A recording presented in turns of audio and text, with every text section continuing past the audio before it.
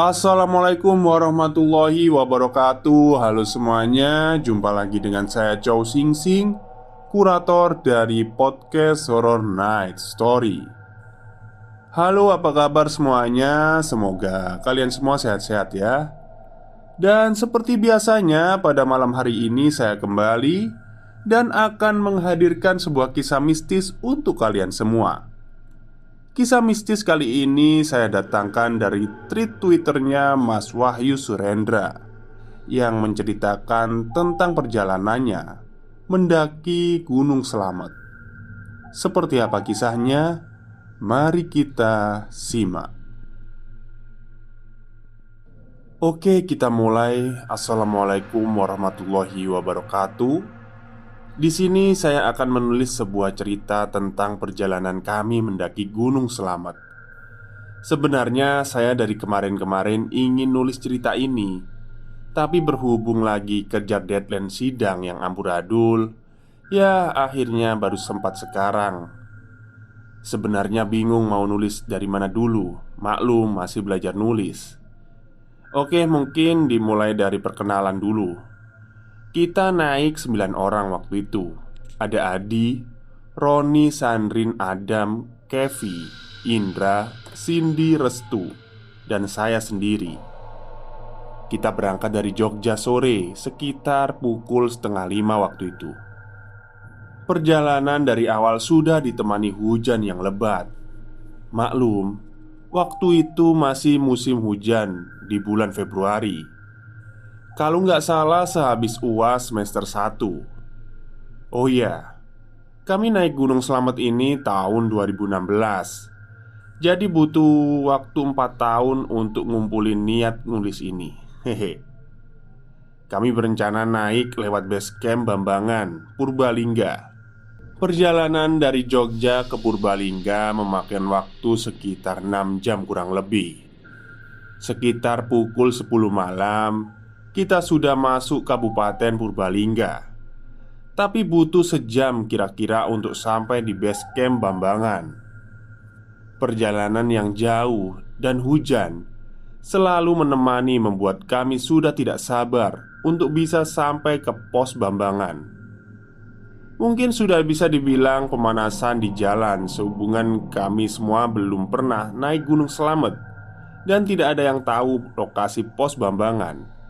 Makanya kami menggunakan GPS setelah masuk kota Purbalingga. Waktu itu Adi dan Roni yang berada di depan dan kami mengikuti dari belakang.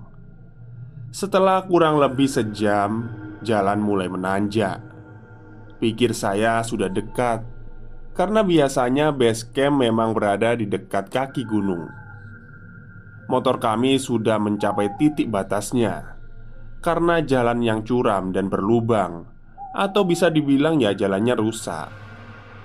Kami mulai curiga waktu itu, karena jalur Bambangan ini adalah jalur yang umum digunakan pendaki untuk naik puncak Gunung Slamet. Seharusnya jalan umum tidak sesempit ini, pikir saya waktu itu. Lebarnya kurang lebih hanya 4 meter. Gerimis semakin deras waktu itu. Kemudian Adi dan Roni memutuskan untuk mengecek lokasi duluan karena jalan sudah tidak meyakinkan. Dan kami semua menunggu di pinggir jalan. Setelah 10 menit, Adi dan Roni kembali. Dan ternyata di depan adalah jalan buntu. Ternyata mereka salah menentukan lokasi GPS. Akhirnya kami memutuskan berteduh dulu di sebuah rumah di desa itu. Sinyal yang sangat susah membuat badan kami semua basah, menambah semeraut pikiran kami semua. Desa itu juga sangat sepi. Tidak ada orang sama sekali. Dan selama naik, kita juga tidak berpapasan dengan kendaraan lain. Padahal itu malam minggu. Kami waktu itu memang sengaja untuk berbicara dengan keras dan agak ribut. Pikir kami supaya orang yang ada di dalam rumah itu keluar. Kemudian kita bisa tanya di mana base camp Bambangan. Sudah setengah jam lebih kita di situ. Dan Di dalam rumah itu tidak ada yang keluar. Padahal lampu di dalam rumah itu menyala. Walaupun memang sudah jam 23.30 lebih atau setengah 12 malam. Tidak ada informasi apa-apa yang kita dapat waktu itu. Tapi berhubung masih hujan, kami tetap berteduh di depan rumah itu. Waktu itu, Indra izin keluar untuk mencari tempat kencing. Karena mungkin sungkan juga jika kita mengetok pintu rumah itu. Setelah beberapa menit Indra pergi, saya mendengar seperti ada suara orang yang menyanyikan lagu Jawa atau biasa disebut nyinden. Saya awalnya bingung di tempat sunyi seperti itu, apakah ada orang yang punya acara nikahan. Dan ini juga sudah hampir setengah malam. Di seberang jalan juga sudah ada jurang. Di samping rumah itu juga jarak antar tetangganya sangat jauh. Waktu itu saya hanya diam saja dan tidak ngomong kepada yang lain, supaya tidak membuat semeraut keadaan. Saya mulai merinding waktu itu. Kemudian Adi yang di samping saya mulai terlihat kebingungan juga. Tidak lama dia bertanya kepada saya, Lip, kamu dengar suara ada cewek nyanyi nggak?" Kemudian saya hanya mengangguk dan menyuruh Adi untuk diam saja, dan akan saya jelaskan nanti di bawah. Maklum, Adi ini berasal dari Kalimantan dan mungkin tidak menemukan hal seperti ini di sana. Tidak berselang lama, Indra balik dari tempat dia kencing. Kemudian ia berbicara kepada saya, Cuk, kamu denger gak?" Saya jawab, "Iya denger." "Ya udah, kita cepet turun aja. Gak bagus di sini." Kemudian saya memutuskan untuk mengajak teman-teman semuanya turun. Gerimis juga sudah mulai reda waktu itu. Dan lagi-lagi masalah datang. Tas karir yang saya bawa tiba-tiba putus bagian lengan sebelah kiri. Padahal waktu itu nggak ada gejala apa-apa sama tasnya. Dan ditambah lagi, motor Sandrin yang berboncengan dengan saya pas digas sama sekali nggak bisa jalan waktu itu. Mungkin penbelnya bermasalah gara-gara barusan jalan jauh. Dan bebarengan juga motor Kevi knalpotnya ngeluarin asap yang gak biasanya. Terpaksa saya, Sandrin, dan Kevi harus menuntun motor pelan-pelan melewati jalan yang terjal itu. Jalan yang rusak dan licin. Sebelah kanan juga jurang. Ditambah gerimis masih turun membuat fisik dan mental kami drop. Saya masih terngiang dengan suara nyinden di atas tadi. Pikiran saya sudah mulai tidak karuan. Di pikiran saya cuma bertanya, apakah besok kami masih sanggup naik dengan kondisi semeraut seperti ini. Setelah beberapa lama kami berjalan menuntun motor, kondisi jalanan sudah mulai baik. Tetapi masih saja kami tidak menemukan seorang pun di situ selain rombongan kami sendiri. Motor Sandrin dan Kevi sudah mulai normal dan bisa dikendarai, walaupun harus sangat pelan-pelan. Teman kami yang lain sudah duluan ke depan. Sampai akhirnya kami menemukan sebuah persimpangan jalan, dan mereka yang tadi duluan sudah menunggu di sana. Jam sudah menunjukkan pukul 1:30 malam. Kami semua akhirnya memutuskan untuk mencari masjid dan sementara tidur dulu di sana. Kami langsung mencari tempat untuk tidur.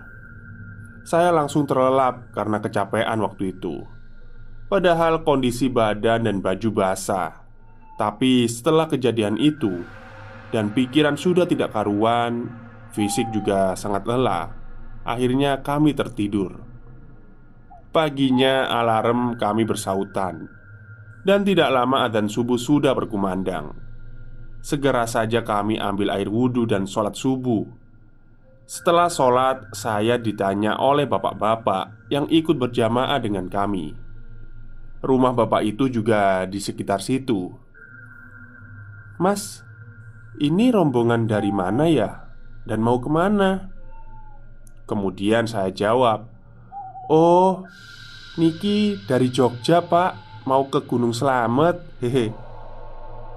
"Walah, kok mboten tilem di base camp?" Rencana awalnya sih gitu pak, mau tidur di sana tapi semalam nyasar." "Walah, ya udah mas, memang sering pendaki nyasar di sini. Rata-rata nyasarnya di desa sebelah barat itu, arah base camp ke utara saja." Sebenarnya pada momen ini saya mau bertanya, sebenarnya desa sebelah barat itu desa apa? Kok sama sekali tidak ada orang dan sangat hening. Tapi setelah kejadian malam di desa itu, saya tidak berani tanya macam-macam. Takutnya malah teman-teman dengar dan tidak mau melanjutkan perjalanan. Kemudian saya jawab bapak itu, "Nggih pak, terima kasih." Kemudian setelah semua kumpul, kami bermusyawarah apakah kita akan melanjutkan pendakian dengan kondisi seperti ini. Fisik sudah capek, kurang tidur, tas rusak, dan motor juga tidak fit. Setelah dirembuk akhirnya kami tetap memutuskan untuk naik. Udah jauh sampai di sini masa tidak jadi naik. Di sana kami pelan-pelan jahit tas yang putus tadi dan akhirnya bisa. Motor juga sudah diperbaiki dan akhirnya bisa jalan walaupun harus sangat pelan-pelan. Tapi memang tetap saja perasaan saya tidak enak waktu itu.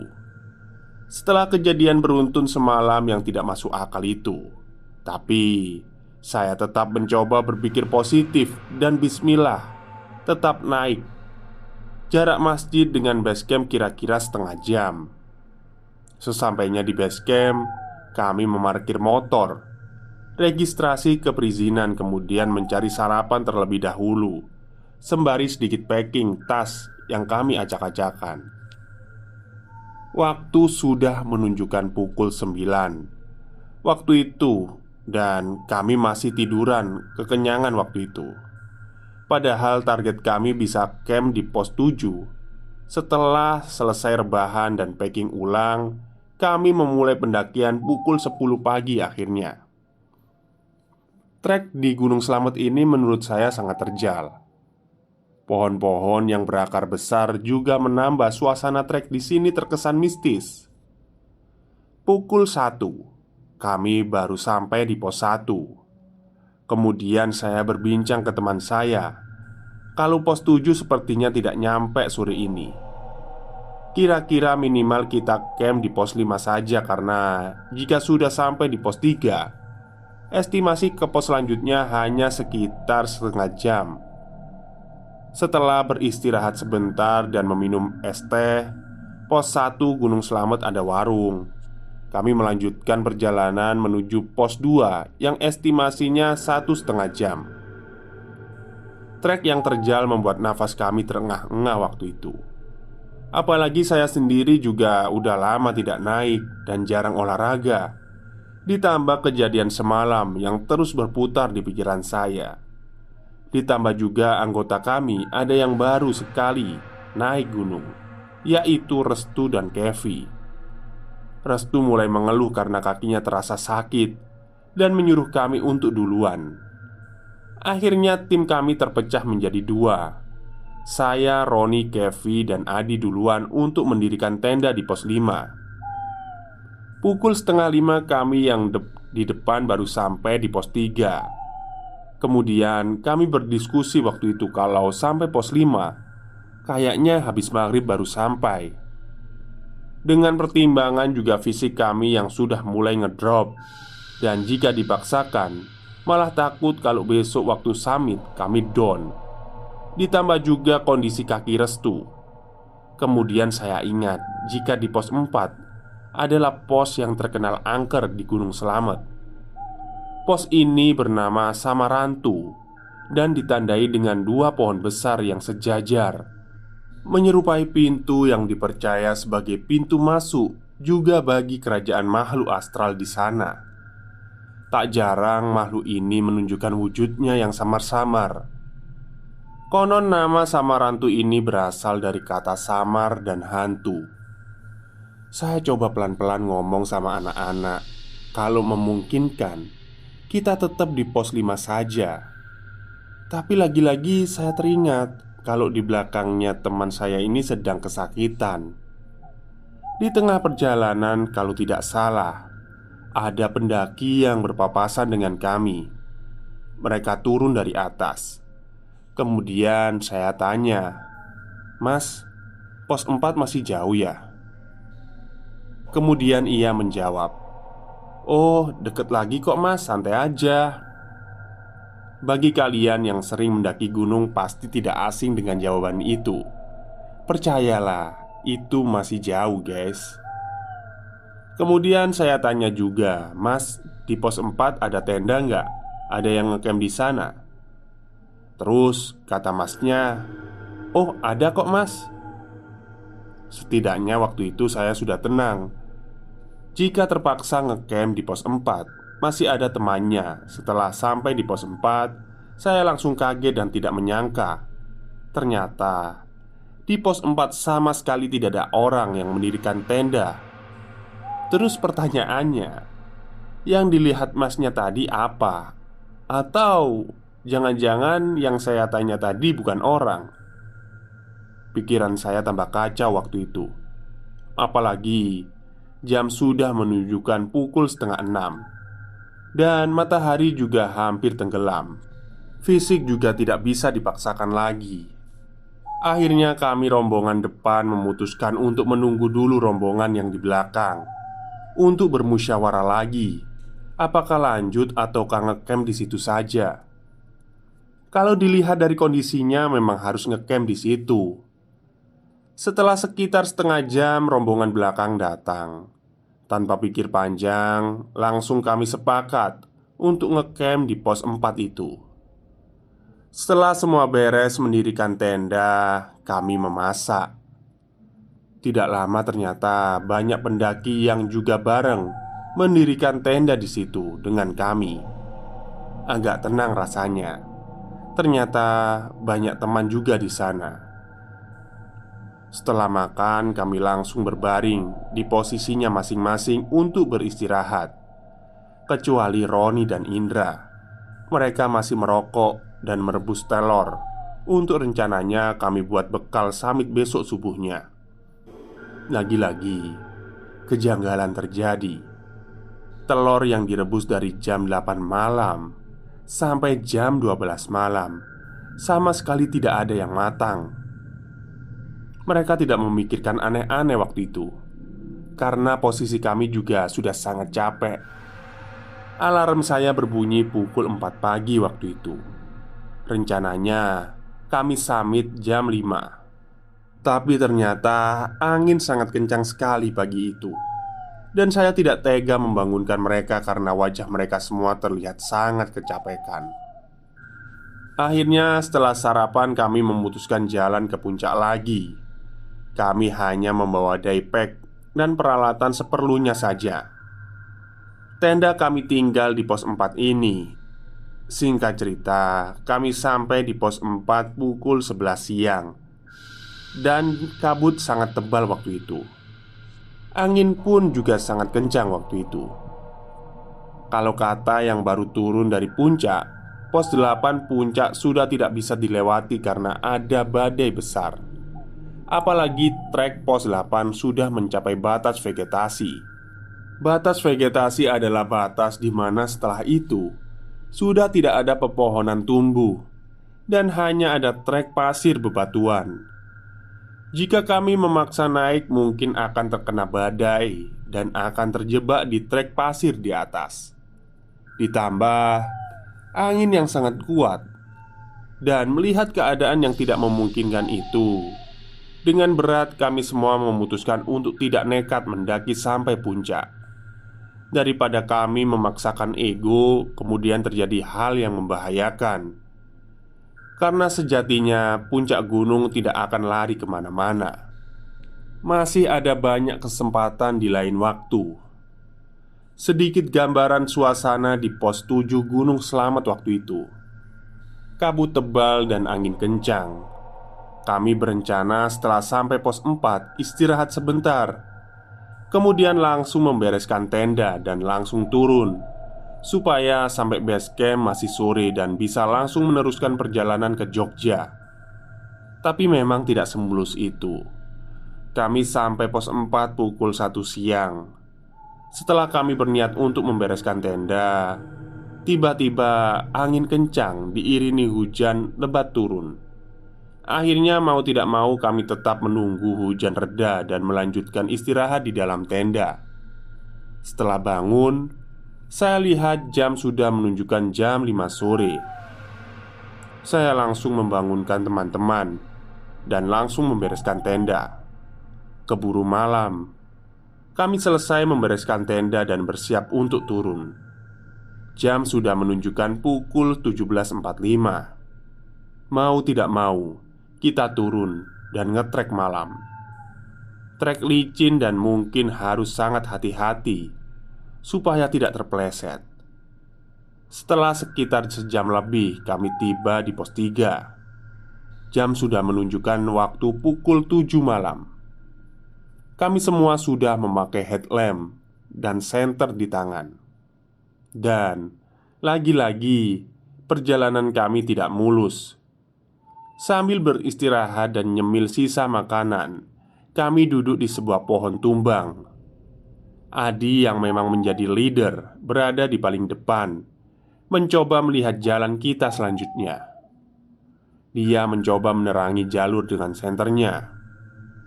Tiba-tiba, dia melihat sesosok makhluk seperti kucing besar dengan mata yang berwarna merah, tepat berada di jalur yang akan kita lewati.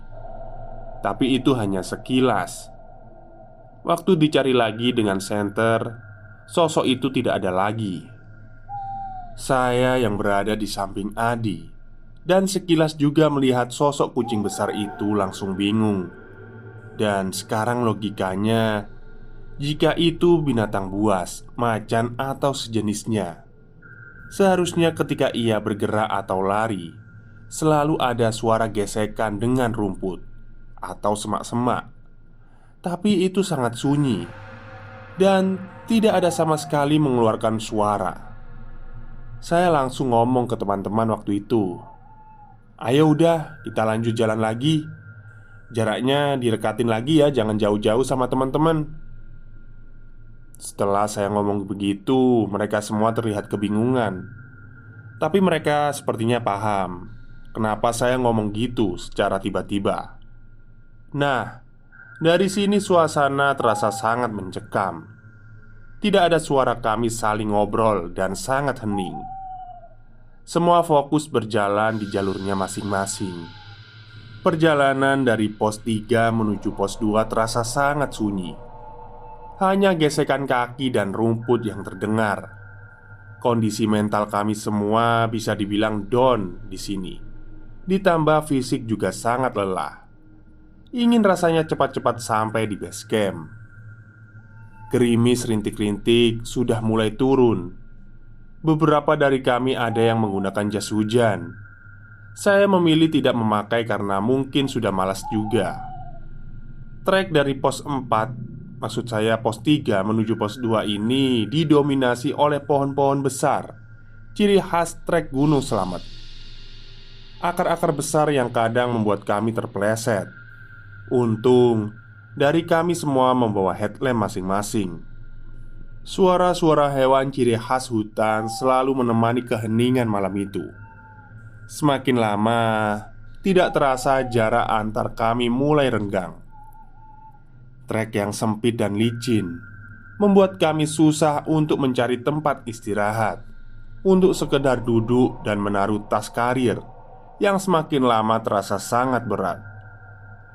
Setelah sekitar sejam berjalan, kami belum sampai di pos 2. Padahal estimasi kami turun dari pos 3 kedua yaitu 45 menit. Tiba-tiba Adi yang bertugas sebagai leader mengajak kita untuk beristirahat. Saya yang berada di barisan belakang hanya mendengar suara Adi yang berteriak, "Break, break!" Karena Adi berada lumayan jauh di depan dan tidak terlihat dari belakang. Dari sorot senternya, dia berada setelah trek tikungan yang berbelok ke kanan yang ada di depan. Mungkin dia menemukan tempat yang cocok untuk beristirahat, pikir kami yang di belakang. Dari yang saya ingat waktu itu, kalau tidak salah, urutan kami dari depan adalah Adi, Roni, Kevi, Cindy, Restu, Adam, saya, dan Indra. Dan yang menjadi sweeper adalah Sandrin. Kami bertiga di belakang, agak menjaga jarak dengannya yang ada di depan, karena trek di depan licin dan harus dilewati pelan-pelan. Tiba-tiba terdengar seseorang jatuh di depan saya, dan ada sinar senter yang menyorot ke atas lalu hilang. Sinar itu menandakan bahwa memang ada orang yang jatuh di depan saya. Dan waktu itu yang berada di depan saya adalah Adam. Kami bertiga berusaha memanggil-manggil Adam, tapi tidak dijawab. Karena memang jarak kami bertiga di belakang cukup jauh. Akhirnya saya perlahan berjalan ke depan. Terlihat Adam duduk menunduk di samping pohon besar, lengkap dengan tas karirnya.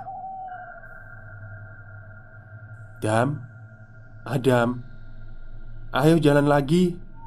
Istirahat di depan habis tikungan itu loh. Anak-anak di sana." Adam hanya mengangguk pelan waktu itu. Dan ketika itu, seingat saya Adam hanya duduk menunduk berdasarkan di kedua tangannya, sehingga mukanya tidak kelihatan. Dan saya juga tidak terlalu memperhatikannya karena gelap. Waktu itu saya terus melangkah ke depan supaya segera bisa istirahat. Tepat di belakang saya, Indra juga menyapa Adam untuk segera berjalan supaya bisa beristirahat di depan. Tapi anehnya, Adam tetap diam menunduk saja. Dan yang tersisa di barisan belakang adalah Sandrin. Waktu itu dia menjadi sweeper. Dan biasanya tugas sweeper memang menjadi orang yang paling di belakang dan tidak boleh menyalip teman rombongannya. Sandrin hanya berdiri di samping Adam yang masih duduk menunduk. Ayo Dam, istirahat di depan aja." Adam tidak menjawab sepatah kata pun. Saya dan Indra terus berjalan ke arah tikungan di depan supaya bisa duduk istirahat. Pada waktu di tikungan, kami berdua melihat rombongan kami sudah beristirahat duduk di depan. Nah, disitulah kami kaget. Tak disangka ternyata Adam sudah berada di depan bergabung dengan teman kami yang lain. Kemudian Adam yang di depan kami berkata kepada kami, "Ayo semangat sedikit lagi." Seketika itu pun saya merinding dan hanya saling memandang dengan Indra. Kami kebingungan waktu itu. Pikir kami terus yang duduk menunduk di samping pohon besar yang di belakang tadi siapa. Kami berdua masih berdiri dan tidak berjalan selangkah pun. Ingin rasanya mengarahkan senter ini ke sosok yang berada di belakang tadi. Tapi mungkin sudah tidak ada keberanian lagi. Suara Adam yang di depan ternyata bisa didengar oleh Sandrin yang di belakang. Dan Sandrin berada di belakang, persis di samping sosok yang menyerupai Adam tadi. Kemudian terdengar teriakan dari Sandrin, "Dam!" Dan disaut oleh Adam yang berada di depan, "Woi!" Seketika itu pun Sandrin tidak berani menoleh ataupun melirik sesosok yang menyerupai Adam yang ada di sampingnya. Sandrin langsung berjalan setengah berlari menyusul kami. Kita bertiga ketika itu langsung saling memandang dan tidak bisa berkomentar apapun mengenai kejadian di luar nalar tadi. Kami langsung bergabung dengan rombongan kami. Tidak ada keberanian menoleh ke belakang lagi. Kita beristirahat sekitar 15 menit kemudian melanjutkan perjalanan. Sandrine meminta digantikan menjadi sweeper ketika itu. Maklum, menjadi sweeper memang tidaklah gampang. Apalagi ketika berjalan di trek malam. Sweeper harus bersabar, tidak boleh mendahului anggota di depannya. Ketika ia menemui hal yang kemungkinan di luar nalar, ia harus sanggup memendamnya sendiri dan tidak boleh sampai terdengar anggota lain, karena itu akan menimbulkan kepanikan di rombongan itu. Setelah kejadian itu, Sandin bergantian dengan Indra menjadi sweeper. Setelah sekitar 40 menit berjalan, kami sampai di pos 2. Kalau tidak salah waktu itu sudah menunjukkan pukul setengah 10 malam. Di pos 2 kami beristirahat agak lama, karena selama dari pos 3 tadi kami hanya bisa beristirahat sekali. Sedikit memakan sisa cemilan yang kami bawa sambil membuka obrolan untuk mencairkan suasana. Setelah sekitar setengah jam, kami memutuskan untuk berangkat lagi. Hujan gerimis masih setia menemani kami di perjalanan. Suasana kembali sunyi lagi. Kabut juga mulai menghalangi pandangan mata kami, yang juga sudah mulai mengantuk. Headlamp kami sudah benar-benar harus fokus kepada trek yang akan kita lalui. Udara dingin mulai merasuk ke dalam tubuh kami. Di trek antara pos 2 dan pos 1 ini juga tidak mudah untuk mencari tempat untuk sekedar duduk istirahat. Jadi ketika kami lelah, kami hanya menunduk sebentar mengatur nafas, kemudian lanjut lagi. Sekitar sejam lebih kita jalan. Ada lahan yang sedikit luas dan cocok buat istirahat. Adi pun sebagai leader di depan juga menawarkan kepada kami, apakah mau break atau lanjut. Sontak kami semua bilang break dulu. Ketika kita mau duduk, Roni di depan berteriak, "Kayaknya jangan di sini deh." Ternyata di sekitaran kami terdapat bunga-bunga yang disebar. Mungkin bisa disebut itu sesajen. Saya lupa nama bunga-bunganya itu. Yang jelas terlihat warna-warni dan masih baru. Seketika itu kami semua berdiri lagi dan kembali melanjutkan perjalanan. Sepatu yang saya pakai waktu itu sangatlah licin karena banyak lumpur yang menempel. Dan saya juga sangat malas untuk membersihkannya lagi. Saya bergantian dengan Indra menjadi sweeper kala itu. Kita berpapasan dengan tim SAR yang naik karena ada laporan ada pendaki yang cedera di atas. Kami bertanya, apakah pos 1 masih lama? Kemudian mereka menjawab, "Masih lumayan mas kalau dari sini. Paling sekitar setengah jam lagi." Ketika berjalan, saya merasa ada suara rumput yang bergesekan di belakang. Seperti ada sesosok yang mengikuti dari belakang. Saya hanya cuek saja dan fokus berjalan ke depan. Tidak lama juga saya mendengar seperti suara kentongan di tengah hutan. Suara kentongan tersebut terdengar seperti kentongan yang biasanya ada di pos-pos kampling. Saya masih berusaha cuek dan tidak berani mengarahkan lampu headlamp ke arah hutan. Entah sugesti atau apa, saya merasa ada orang yang mengikuti saya di belakang. Langkahnya semakin mengganggu telinga. Saking takutnya, tangan saya tanpa sadar memegangi tas karir Indra yang berada di depan saya. "Heh, apa cuk? Tanganmu lo, apa sih gandoli tasku?" "Heh, berat cuk. Kenapa tanganmu ini narik-narik tasku?" kata Indra.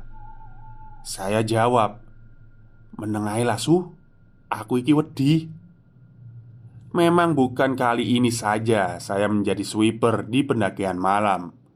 Sudah beberapa kali saya merasakan teror seperti itu di gunung lain pun sama. Tapi entah kenapa kali ini saya benar-benar dibuat sangat takut. Tidak betah sebenarnya. Tapi gimana lagi? Tidak enak juga untuk mengajak bergantian. Waktu sudah hampir menunjukkan tengah malam. dan kami belum sampai di pos 1. Ingin rasanya cepat-cepat sampai. Kemudian tepat pukul 00 kami sampai di pos 1. Lega rasanya sudah sampai di sini. Di pos 1 ini kami beristirahat agak lama sambil mengobrol. Nah, di sini kesalahan kami adalah bercerita hal-hal mistis yang kami alami tadi. Mulai dari ada sesosok yang menyerupai Adam, suara langkah kaki dan suara kentongan, serta lain-lainnya. Sebenarnya, hal-hal seperti itu tidak boleh dibahas ketika masih di atas, dan sebaiknya disimpan, kemudian diceritakan kembali di bawah. Tapi mungkin kita sudah tidak tahan ingin bercerita semuanya. Dan ketika itu, Restu mendengar cerita kami, dan yang membuat dia tidak mau melanjutkan jalan dan hanya ingin camp di pos 1 itu. Ketika itu alasannya hanyalah ketakutan. Tapi kami tetap memaksanya turun karena perjalanan ke base camp tidak sampai sejam bisa sampai. Ternyata setelah turun dia baru berani cerita ke kami. Alasan dia tidak mau turun karena di perjalanan menuju pos 1 dia melihat sesosok yang berdiri di dekat pohon besar. Tapi dia takut mau cerita waktu itu. Waktu menunjukkan setengah 1 malam dan kami memutuskan untuk berjalan menuju base camp. Memang ketika itu lega rasanya bisa turun dengan selamat dan sudah melewati hal-hal yang di luar nalar. Gerimis sudah tidak turun lagi. Perjalanan menuju base camp kita lewati sebuah sungai kecil dengan banyak bebatuan. Kita memutuskan untuk sebat sembari sedikit menikmati suasana kaki Gunung Slamet. Bulan terlihat terang malam itu, malam di mana kita telah melewati hal-hal yang belum pernah kita alami seumur hidup. Pengalaman yang membuat kami paham bahwa kita tidak sendirian di sini. Banyak hal yang tak kasat mata di luar sana sewaktu-waktu bisa berinteraksi dengan kita. Saya sempat berpikir waktu itu saya kapok dan tidak lagi mengulang trek malam lagi di gunung ini. Tapi tidak tahu nanti jika suatu saat nanti saya masih diberi kesempatan untuk menggapai puncak Gunung Slamet ini. Setiap tempat selalu punya hal-hal yang tidak kita pahami. Intinya, hargai semua itu, karena kita bukanlah satu-satunya makhluk yang diciptakan Tuhan. Masih banyak di luar sana makhluk-makhluk Tuhan yang harus kita hargai keberadaannya. Oke, mungkin sekian cerita yang bisa saya bagikan. Kisah ini kisah nyata yang kami alami di tahun 2016. Semoga bermanfaat. Terima kasih. Tamat. Oke, terima kasih kepada Mas Wahyu Surendra atas street horornya ya. Jadi